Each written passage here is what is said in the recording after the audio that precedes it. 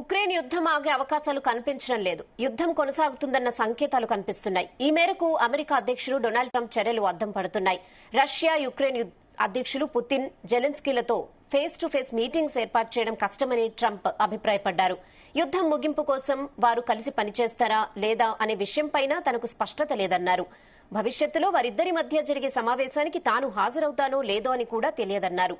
Ukraine లో అమెరికాకు చెందిన ఫ్యాక్టరీపై రష్యా దాడులు చేయడంపై ట్రంప్ సీరియస్ అయ్యారు. ఈ విధమైన రెచ్చగొట్టే చర్యలకు దిగితే మాస్కోపై భారీ ఆంక్షలు విధిస్తామని హెచ్చరించారు ట్రంప్.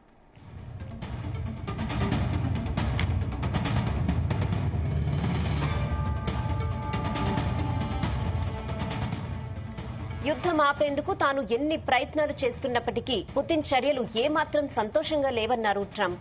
యుద్ధం విషయంలో జెలెన్స్కీ, పుతిన్ల వైఖరి తెలుసుకోవడానికి తనకు 2 వారాల టైం పడుతుందన్నారు. అప్పట్లోపు వారు ఓ ఒప్పందానికి రాకపోతే ఈ విషయంలో తానే నిర్ణయం తీసుకుంటానన్నారు. అది భారీ ఆంక్షలా లేదా సుంకాలా లేకపోతే రెండూ కలిపి అమలా అనేది తెలియదన్నారు.